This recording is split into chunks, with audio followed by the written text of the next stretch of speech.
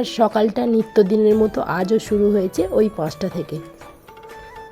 ঘুম থেকে উঠে বাড়ির বউয়েদের যেসব বাসি কাজকর্মগুলো থাকে সেগুলো সব সেরে গা কাপড় ধুয়ে ঠাকুরতলা ধুয়ে আমি কিন্তু রান্নাঘরে চলে এসেছিলাম। এসে তো রান্না বাড়া সবই হয়ে গেছে। আজকে তো রান্না বাড়াটা তোমাদের সাথে শেয়ার করতে পারিনি, কেন সকালটা জানো তো খুব তাড়াতাড়ির মধ্যে যায়, মানে অনেকটা তাড়াহুড়ো করতে হয়, ওই জন্য আর রান্নাটা তোমাদের সাথে শেয়ার করলাম না। আর এখানে দেখো পরোটা করছি। আজকে পরোটা তোমাদের দাদাভাইকেও পরোটা দেবো আর সোনাকেও কিন্তু আজকে পরোটা দেবো টিফিনেতে।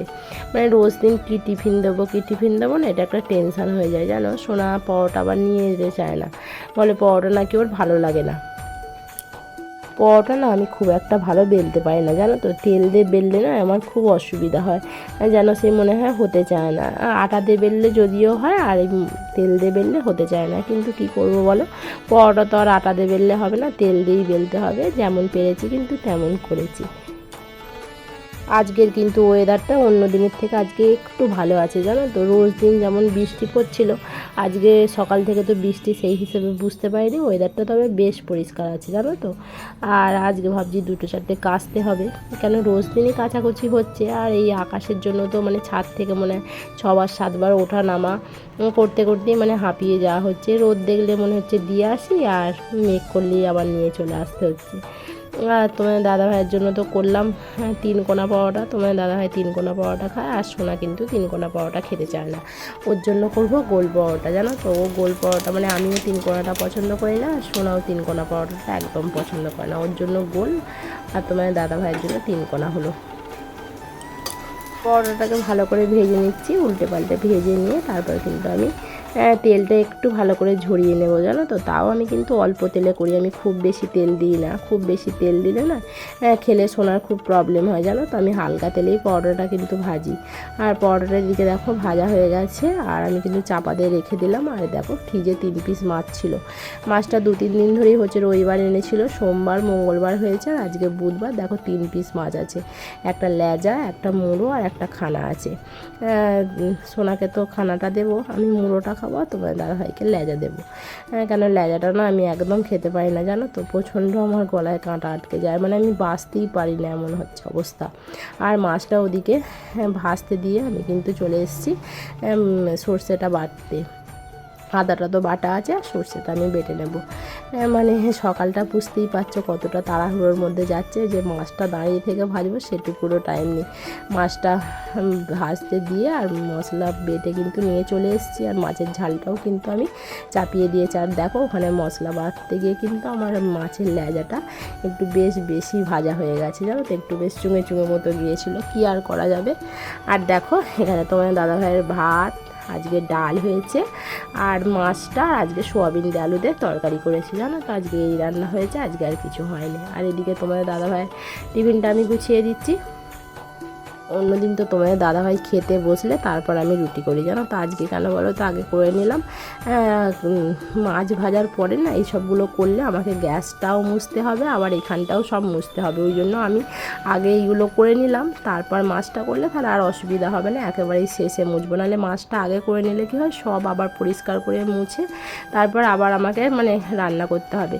ওই জন্য আমি আগেই মাছটা করে নিই, তারপর মানে আগেই পরোটাটা করে নিই, তারপর আমি কিন্তু মাছটা করেছি। আর এখানে দেখো সোনার জন্য আজকে একটু রোল বানিয়ে দেবো। রোল বলতে ডিম দিয়ে কিন্তু বানাচ্ছি না, সেই দুপুরে খাই তো জিনিসটা একটা কেমন হয়ে যায়। ওই জন্য পরোটাতে একটু শসা দিয়ে আর সস দিয়ে একটু রোল মতো করে দেবো। এটা কিন্তু খেতে বেশ ভালো লাগে, সব মানে রোলের মতনই লাগে, খালি ডিমটা জাস্ট খালি দিইনি আমি। আর এটা সোনা বেশ পছন্দও করে, ওকে আর একদিন দিয়েছিলাম, বলেছিল ভালো হয়েছিল, খেতে ভালোই হয়। আর রোলটা করে দিই, করে টিফিনে ভরে দেবো। নিত্যদিনের টিফিনে যে কি দেবো, আমার তো রোজ দিন টেনশান হয়ে যায় জানো তো। আগের দিন রাত থেকে আমি ভাবতে থাকি কি টিফিন দেবো। আবার বলবে তুমি নাকি আমাকে রোজ দিন এক টিফিন দাও।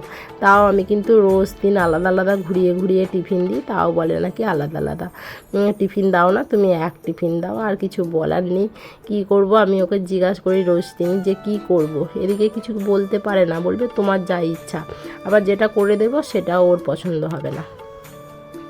আজকে একটু আটাটা বেশি মাখা হয়ে গেছিলো, একটা বেশি হয়ে গেছে। তোমার দাদাভাইকে 3টে দিয়েছি, সোনাকে 2টো দিলাম, আর একটা আছে। শুভ সকাল আমার প্রিয় বন্ধুরা, কেমন আছো তোমরা? আশা করি তোমরা অনেক ভালো আছো। আমি কিন্তু বেশ ভালো আছি। পিঙ্কু সিম্পল লাইফস্টাইলের আরও একটি নতুন ভিডিওতে তোমাদের জানাই অনেক অনেক ভালোবাসা আর অনেক অনেক স্বাগত। আজকের দিনটা হচ্ছে বুধবার আর ঘড়িতে এখন বাজে 9টা। এখন থেকেই তোমাদের নিয়ে আজকের ভিডিওটি শুরু করছি। এখন থেকে তো শুরু করেছি তো অনেকটা আগে থাকতেই। তোমাদের দাদাভাই তো কাজে বেরিয়ে গেছে আর সোনা হচ্ছে ড্রেস পরছে। সোনাও স্কুল বেরোবে, সোনা স্নান হয়ে গেছে। আর দেখো আমার কিন্তু এখনও বিছানা কিচ্ছু গুছানো হয়নি। এই তো রান্না কমপ্লিট হলো। রান্না তোমার দাদাভাইকে আগে টিফিনটা গুছিয়ে দিলাম, তারপর সোনাকে টিফিনটা দিলাম। আর এবার সোনা ড্রেস পরছে, এবার হবে খাওয়া দাওয়া। খেয়ে দিয়ে সোনাকে পাঠিয়ে দিয়ে তারপর কিন্তু আমি টুকটুক করে কাজে হাত দেবো। এখন মানে কিছু বাসন মাজা হয়ে গেছে। সোনা যখন স্নান করতে গেছিলো কিছু বাসন মেয়েছি, এখনও কিন্তু মানে সবই পড়ে আছে, কড়া হাঁড়ি এখনও সবই পড়ে আছে, ওগুলো কিন্তু মাজবো। চলো তাহলে ভিডিওটির সাথে থাকো, দেখতে থাকো। ভিডিওটি আশা করছি তোমাদের ভালো লাগবে।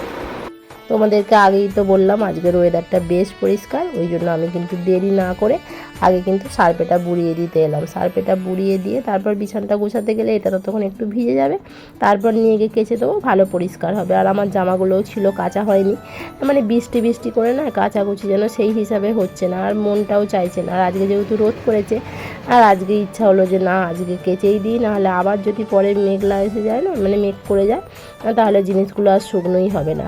ওই জন্য কিন্তু তাড়াতাড়ি আমি সার্ফে বুড়িয়ে দিচ্ছি। সোনা আর আমি দুজনেই খেয়ে দিয়ে, সোনা তো স্কুল বেরিয়ে গেছে আর আমি এদিকে কিন্তু কাজে হাত দিয়ে দিয়েছি। মানে ধীরে সুস্থে টুকটুক করে কাজগুলো করব, খুব তাড়াতাড়ি তো করতে পারবো না, আস্তে আস্তে করে কাজগুলো সেরে নিতে হবে। সার্ফটা মেখে কিন্তু আমি চলে এসেছি একেবারে বিছানটা গুছাতে। বিছানটা তো সকালে গুছানোর টাইম হয় না, তোমাদের ঘরে তো আগেও বলেছি। আর সোনা চলে গেলেই কিন্তু আমি বিছানটা একবারে গোছাবার চেষ্টা করি, কেন ও থাকতে থাকতে বিছান গুছালে না অনেকটা তাড়াহুড়ো করতে হয়। আর মশারিটা তো গুছিয়ে নিলাম, আমাদের কিন্তু 365 দিন মশারি খাটানো, জানো তো, মশারি ছাড়া কিন্তু ঘুমোতে পারে না। তোমরা এই গরমে কে কে মশারি খাটাও অবশ্যই কিন্তু জানিও। আর আমার তো মশারি লাগবেই, মশারি ছাড়া যত গরমই হোক না কেন মশারি ছাড়া আমি ঘুমোতে পারি না। আর দেখেছো মশারি গুছিয়ে নিয়ে আর বিছানটা কিন্তু পরিষ্কার করে আমি ঝেড়ে নিচ্ছি। আমি ততক্ষণ বিছানটা গুছাই আর বিছান গোছাতে গোছাতে তোমাদের কয়েকটা সুন্দর সুন্দর কমেন্টের উত্তর দিয়ে দিই। ইউনিকু মাফুজা ব্লগের বোনু বলেছে, দাদা তোমাকে কত হেল্প করে দি ভাই। হ্যাঁ গো, ও বাড়ি থাকলে যতটা পারে হেল্প করার চেষ্টা করে। পিঙ্কি কোলে বলেছে খুব ভালো, থ্যাংক ইউ। হ্যাপি হ্যাপি মন ডেলি ব্লগের দিদিভাই বলেছে, এত রাতে আমি তোমার ভিডিও দেখতে লেগেছি। যতটা সম্ভব দিদিভাই মনে হয় রাত 12টার দিকে কিন্তু ভিডিওটা দেখতে শুরু করেছিল। আর বলেছে এমন হাজবেন্ড ঘরে ঘরে থাকলেই আর বাড়ির গৃহিণীর কোনো চিন্তা নেই। হ্যাঁ গো, সেটাই। সব দিক থেকেই ও কিন্তু আমাকে অনেক হেল্প করে, জানো তো। বিছানটা গুছিয়ে তো চলে এসছে, এই জামা কাপড়গুলো মেশিনের ভেতরে কিন্তু ঢুকিয়ে রেখে দেবো। আজকে কিন্তু কাচবো না, এগুলো কাচবো পরের দিন কাচবো। মেশিনে রেখে দিই, মেশিনের উপরে জামা কাপড়গুলো ছিল, দেখতেও একটা বাজে লাগাচ্ছিল, ওই জন্য ভাবলাম মেশিনের ভেতরে রেখে দিই, তাহলে আর অসুবিধা হবে না। ওর ভেতরে চাপা দিয়ে রেখে দেবো। আর এই যে জামা কাপড়গুলো দেখতে পাচ্ছ ঝুলছে, এই বিছানার মানে বালিশের ওয়ারগুলো, ওগুলো কালকে কাচা হয়েছিল, জানো তো। কাচার পর থেকেই তো বৃষ্টি, মানে শুকনো হয়নি, ওই জন্য কিন্তু ঘরে ধরে এইভাবে নিয়ে এসে টাঙিয়ে দেওয়া হয়েছে। এই বর্ষাকাল মানেই হচ্ছে এই চতুর জায়গায় উলমুড়ি ঝুলমুড়ি করে ঝুলেই যাবে, মানে এখান ওখান করে জামা কাপড়গুলো দিতে হয়েছে। আমার কিন্তু এই সামনের স্যাঙাটা ছিল, আমি কিন্তু ওই দিকের স্যাঙাটা মানে আর একটা দড়ি লাগিয়েছি, জানো তো, নাহলে এত জামা কাপড় দেওয়ার খুব অসুবিধা হচ্ছে। আমার ঘরে একটা লাগিয়েছি, তারপর তো মায়ের ঘরের খাটের ডাঁসাগুলো আছে, তাতেও হয়নি, আবার একটা কিন্তু এক্সট্রা দড়ি আমার লাগাতে হয়েছে। এই জামা কাপড়গুলো এখন তুলে রেখে দিই, এগুলো কিন্তু পরে গোছাবো, এখন গোছাবো না। আর দেখো বিছানার চাদরটা কিন্তু মায়ের ঘরের খাটের ডাঁসাতে দিয়েছিলাম, শুকিয়ে গেছে জামা কাপড়গুলো, তবে এখন আর গোছাতে ভালো লাগছে না, এখন রেখে দেবো, রেখে বিছানাগুলো পরিষ্কার করে গুছিয়ে নেব। রুমা কিচেনের দিদিভাই বলেছে দারুণ সুন্দর ঘরের কাজকর্ম হয়েছে, থ্যাংক ইউ সো মাচ গো দিদিভাই।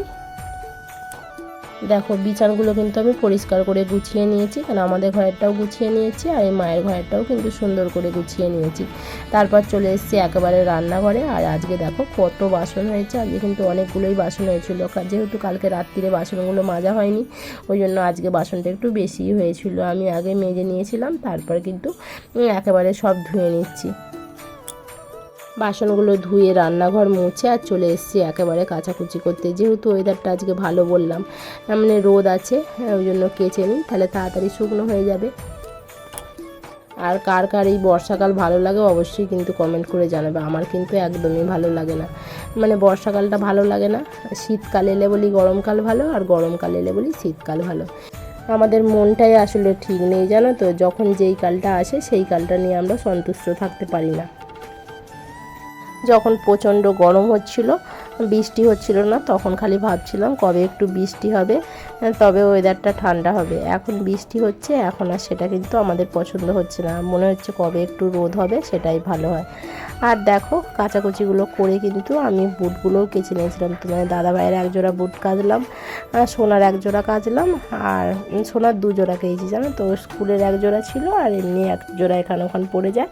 আর বুটগুলো কেচে দেখো ছাদেতে কিন্তু দিতে চলে এসেছি। আর আজকে বুঝতেই পারছো আজকে ওয়েদারটা কত সুন্দর।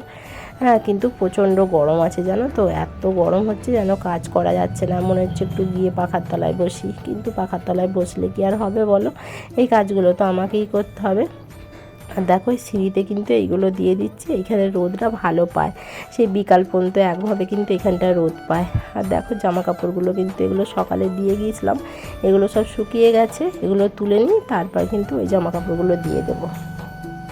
আমাদের ছাদের সিঁড়িটা যেহেতু বাইরে দিয়ে আছে জানো তো, আর এই বর্ষায় প্রচণ্ড মানে সিঁড়িতে শ্যাওলা হয়, মানে খুব রিক্সি হয় ওঠার। মা তো ঠায় ফোন করে করে বলছে যে সাবধানে উঠবে, সাবধানে উঠবে, পড়ে যাবে।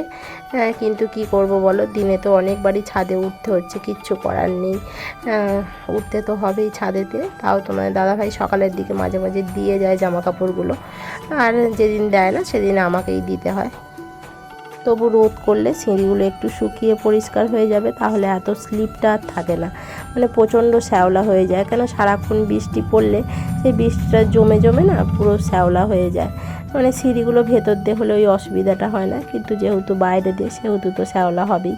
আর দেখো আকাশটা কত সুন্দর দেখতে লাগছে, মানে খুব সুন্দর লাগছে, সেই ভেজা তুলোর মতো লাগছে, জানো যেন আকাশে মেঘগুলো ভেজা তুলোর মতো ভেসে যাচ্ছে, মানে দেখতে খুব সুন্দর লাগছে। এই যে ওয়েদারটা দেখছো, এটা কিন্তু খুব বেশিক্ষণ ছিল না জানো তো, আমি কাচার কিছুক্ষণ পর থেকেই কিন্তু আকাশ ঢাকা আর বৃষ্টি পড়া শুরু হয়ে গেছিলো। এগুলো কিন্তু আমাকে ঘরে নিয়ে গিয়ে মেলে দিতে হয়েছিল।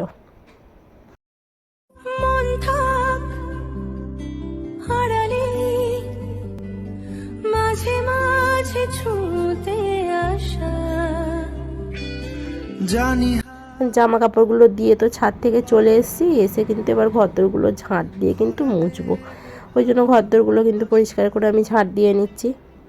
আর চেয়ারে দেখছো কত জামা কাপড় জড়া করা আছে, ওগুলো কিন্তু পরে আমাকে গোছাতে হবে। আর বন্ধুরা, আমার ভিডিও তোমাদের কেমন লাগছে অবশ্যই কিন্তু কমেন্ট করে জানিও। তোমরা যে এত সুন্দর সুন্দর আমাকে কমেন্ট করো, আমার কিন্তু খুব ভালো লাগে জানো তো। আর এই দেখো এই যে মপটা কিনেছিলাম, এইতে করেই কিন্তু মুছবো। আগের দিন তো তোমার দাদাভাই মুছে দিয়েছিল, আর দুদিন কিন্তু আমি মুছেও ছিলাম, কিন্তু আমি না এতে করে ভালো একদম মুছতে পারছি না জানো। আমার যেন কি অসুবিধা হচ্ছে, মনে হচ্ছে যেন আমার হাতে করে মোছাই ভালো, আর এই স্ট্যান্ডে করে আমি ভালো মুছতেই পারছি না, যেন সে আটকে আটকে যাচ্ছে। কিন্তু কি করব বলো, চেষ্টা করি। আর কি হয়েছে জানো তো, একটা কাণ্ড ঘটিয়ে বসেছি, এমন মুছতে গেছি ওর ডান্ডির মানে এটা একবার তো খুলে বেরিয়ে এলো, আর হচ্ছে মানে হাতের কাজটা যেখানটা ধরে আছি না ওইখানটা দেখছি ফেটে গেছে। কি করে যে মুছেছি কে জানে। তাহলে বন্ধুরা, আজকের ভিডিওটি এখানেই শেষ করছি। যদি ভালো লেগে থাকে অবশ্যই একটি লাইক করো, আর চ্যানেলটিকে সাবস্ক্রাইব করো। কালকে নিয়ে আসবো আবার নতুন একটি ভিডিও, ততক্ষণের জন্য বাই।